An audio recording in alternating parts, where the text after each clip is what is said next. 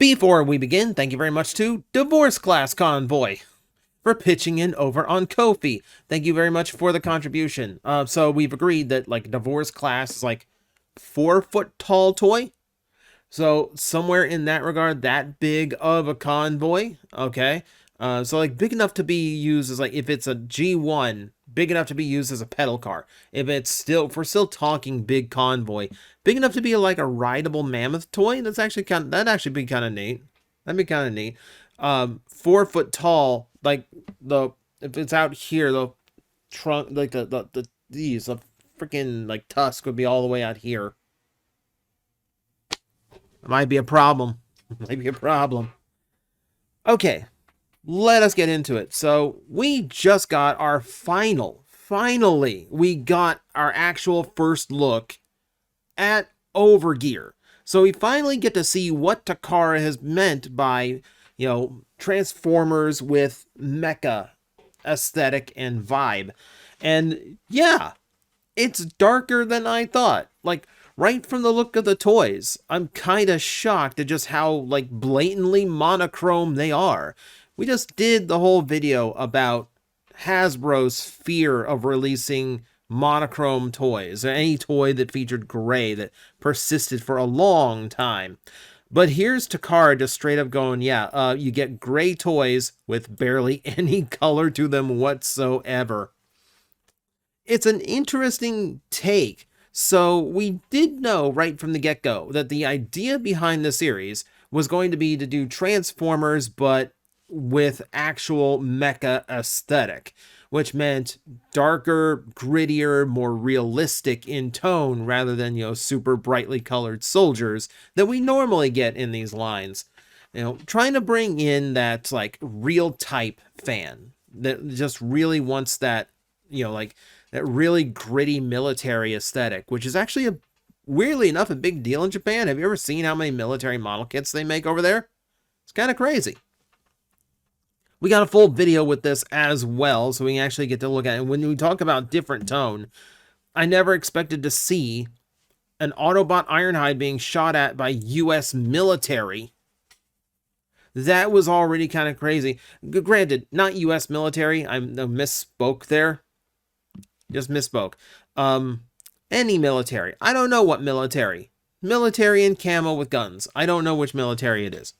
But still, humans just straight up shooting at Ironhide, which is already weird enough. Weirder, Ironhide shoots back. Even if they're enemy forces, I cannot recall a time when a Transformer just straight up shot a human being, aside from Kelsey Grammer. I mean in a normal series setting, which obviously this is not a normal series setting, even though I'm sure someone at Takara is trying to figure out how Overgear works into G1 canon. Still, wild visual to see any Ironhide just take out a chain gun and fire it into a human military base with soldiers in it. This is an Ironhide who's literally trying to gun down humans. It's so weird. It's not even with a blaster. At least Optimus Prime used a blaster on Kelsey Grammer. No, this is just bullets. These are old-fashioned bullets.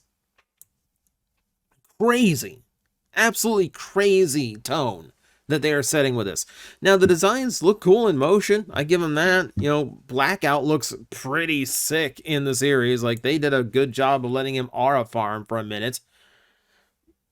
It's, again, like, he's a little bit more like, I feel like I've seen Transformers like him before. Ironhide is very, very different, with, like, the pout, like, here, like, I can go over to this where you get a little bit of an idea. Like, he's got things sculpted in that look like armor padding and, like, pouches and things you would expect, like military uniform stuff is scattered across his design. And all the while, he's looking like vaguely Michael Bay style design, especially with like the front end over the shoulders and chest.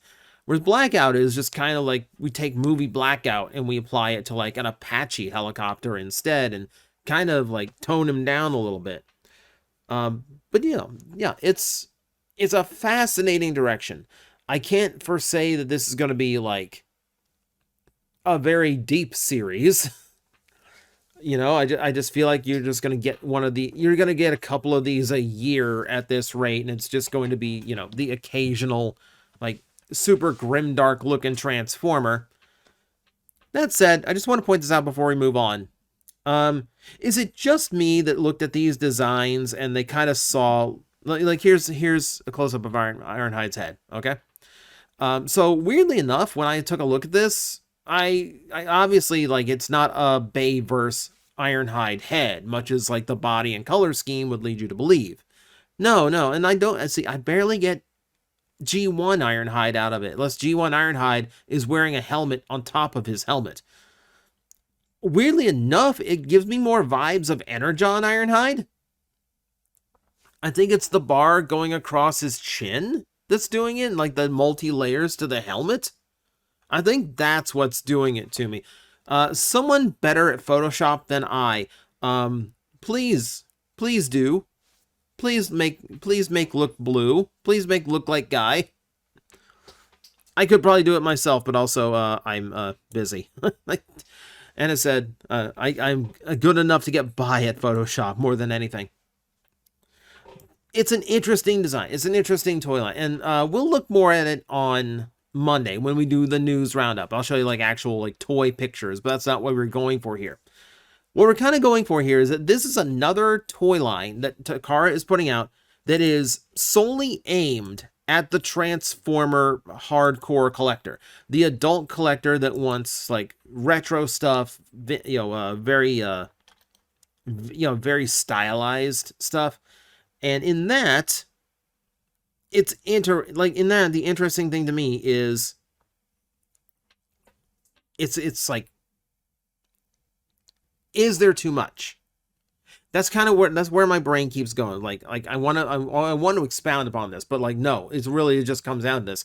Is this just too much? See, we've talked about Hasbro putting out too much product right now, and they really are. But Takara is doing this in a completely different way. So almost everything that we've seen out of Takara lately has been aimed directly at the adult collector. And now that's not to say everything is aimed at adults. We are still getting a little bit of Transformers Wild King. We do know that 4 more repainted figures are on the way. Just to bolster your collection, make sure all of your Energy Masters can have an even number of limbs without having to repeat buy. You know, that's kind of a neat little thing to do. But that said, that's pretty much it. And let's keep in mind, this was a backup plan. Wild King exists because Hasbro pulled the plug on Earthspark about a year or so earlier than what was originally intended. Hence, both are running like these kind of cheapish toy lines to kind of fill the gap temporarily. Now, we don't know what's coming from like kid-oriented Transformers in the near future. I don't foresee Takara adopting Cyberworld of all things, but we're kind of in a holding period. You know, Wild King's animated series online has completely run its course, and now we're just kind of waiting to see when they officially cap that off and move on to something else. But everything else in their profile basically is aimed at collectors.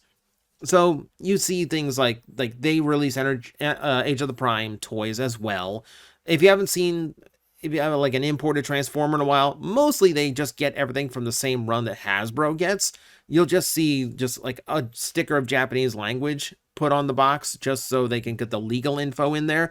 But basically everything else is identical. The times of Takara releasing superior paint jobs to the US is long gone. Or maybe. At normal retail, yes, it's the exact same figure. You no longer have to feel like you missed out by getting the domestic version over the import. But there are still occasions where Takara does pull out old Takara tricks. We have, the most recent I can think of is the Lio Convoy that got a heavy retool and repaint in order to be much more show accurate than what Hasbro produced, which was leaning more toward like a normal, like actual real world lion in proportions and shape, and kind of missed the mark because it just doesn't feel right for the character. So Takara sought to fix that.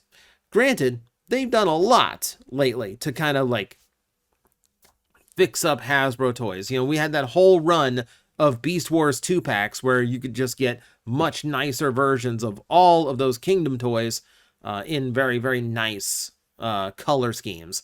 Nothing skipped out, nothing left out, as screen accurate as you could get. Great to see. But that said, they do still do this kind of work. And again, this is very much aimed at adult collectors, mostly because the retools come at such a big expense like Lio Convoy, or because they are multi-packing these to a point a kid's not normally going to be able to afford. Dramatic Capture is a really good example of that. The most recent is Thundercracker using the Earthrise mold and 3 reflectors. And I do love me some Reflector, but I can't see myself personally buying this as an upgrade. This is for the Japanese audience who did not get a chance at it before. Hasbro does this to us as well. If you missed out on a figure, if there's any level of popularity to that toy, you might actually get a second run of it that has some improvements here and there. We've seen that with a few things now. But yeah, Dramatic Capture, you'd think would be done with the new 86 Seeker mold out. But that said, probably not. We are probably still looking at a good run of Dramatic Capture multi-packs, because they've done all 3 of the main Seekers packed in with other characters and toys. What you have not seen it, I mean, Skywarp is coming with the Insecticons. That's not out yet. Starscream already came with his triple changers from Triple Takeover, and then that means we still have to do the Coneheads, who will be their own 3-pack to match up. So Dramatic Capture is not done. We've still got a ways to go on that one. But all of it is collector-oriented just because of the size of the box. Masterpiece, obviously, is continuing. That has always been a collector's line. But now it's reaching this weird new zeitgeist where they can just upscale really good, like normal toys, and just release those as larger toys that are now somehow Masterpiece quality. Thank you so much, Takara. I'm still iffy about how they are handling this. I don't like the fact that it's the exact same toy. I expect Masterpiece to do the best engineering, not the same engineering. Granted, 86 Ironhide or 86 Hot Rod is an engineering accomplishment. MP Ironhide is also an engineering accomplishment, beside the point. Point being, it's not what you do. It's not what Masterpiece is supposed to do. But the point is, they are still continuing Masterpiece. We have the Black Jinrai on the way, or I should say, Nucleon Quest Super Convoy that is still on the way. We have Soundwave that's still on the way. All those, obviously, it's Masterpiece toys, so premium price on all of them. All of them are aimed for collectors. Oh, and by the way, we also started up Masterpiece movie toys again. Oh, and we gave this one like the ridiculous name. So it's Masterpiece Movie Series Next. So these are not MPG. We don't have to call them MPG. They are just they're just Masterpiece Movie Series Next. That gets to continue on with just a weird extra tacked on name, like a Street Fighter 2 Turbo plus Alpha nonsense. So those are continuing too. And by starting off Revenge of the Fallen, that opens them up to so many other designs, so many other characters and figures that can now get made. Can you do me a solid and release RC triplets that actually have the weird combining thing completely done? Like, I know there's like concept art out for it somewhere. Masterpiece, you'll redeem yourself to me a little bit if you can figure it out. You're just seriously like this. It's been going. This has been a long time. It's been a long time since those toys came out. I kind of just want to put a cap in that whole thing, if you could, please. I know the Studio Series tried. It doesn't do a great job. Point being, separate line, also for collectors, also continuing, also has a ton more it could do. At the same time, Missing Link is continuing. We have I believe the Ultra Magnus is still not released, if I recall right. It's so weird because they've announced Delta Magnus and showing that one off. My brain wants to keep saying that Magnus is out, but then I think about it and go, like, I haven't seen, like, full reviews of Magnus. Maybe I'm just not paying attention. Don't know. Uh, can't afford him right now anyway, so, like, I'm ignoring this completely. Yeah, but this is another line. Premium price for everything. Everything more expensive. Worth it. Masterpiece, like Missing Link is kind of magical, especially if you have nostalgia for the original toys. But that is continuing as well. We're still getting weird one-offs like Basara Prime here, and this is going to continue. We do know that like we also got the Zoid slash Diaclone reboot slash Transformer, the Liger Prime. That one is also on the way. I should have included that in here as well, but I think it kind of fits in the same category as Basara, right? And we're going to get more of those too. Takara is now entering this area of, we're just going to do our own crossover thing. We see that Hasbro's doing pretty well on it. We're just going to do some of our own. So who knows what they are going to do with that next? I mean, they've already done Godzilla. Willing to bet. We know that, no, we know what the next one is. They're getting Evangelion. We have a new Prime that's an Ava unit. That one's on the way too. Yay! And I'm sure they'll keep coming up with more that that Hasbro can't do. And then we move into Adamus Machina. Adamus Machina feels like Takara doing third party. It's third party level engineering with Takara being the ones backing it. Rodimus is crazy. Predaking looks like it's going to be equally crazy. Crazy expensive for the size, by the way. I'll put that out into the universe. This is just a lot. Keep in mind, most of what I've stated here is slated for, like, the next few months. Like, all of these are up for pre-order right now, or have been available for pre-order and are on the verge of release. It's a lot. It's a lot. I feel like Hasbro and Takara are kind of making similar mistakes in opposite directions. Whereas Takara seems, well, let's start with Hasbro. Hasbro seems to be flooding the market with these low price, kid-oriented toys. It's not just Cyber World. You've got the return of the tiny turbo changers as well. You have the remainder of Earthspark that still has to get out. You have all the stuff they do anytime a movie comes out. So everything in Transformers 1 was very much a young kid's toy. And then you have like weird things like transforming masks. You have this weird like re-release of like Cyberverse toys, Cyberverse Deluxes in generic packaging. So all of this is kid oriented. And then you have things like Authentics to think about as well, versus what they're doing for collectors, which is, collaborative stuff and the main lines, right? So Studio Series, Age of the Primes, etc. But it's just, every time Hasbro gets a chance, they flood the market with little kids' toys, gimmicky things, changers, etc. Takara seems to be doing the opposite, with barely any offerings for kids and a ton for collectors. And there is some precedent to that. We talk about the split between collector and kids as far as the marketplace goes. In Japan, it weighs far more heavily on the adult collector. It also has to do with just Japanese birth rates right now, which are in the toilet, meaning there just aren't as many kids around to beg their parents for toys.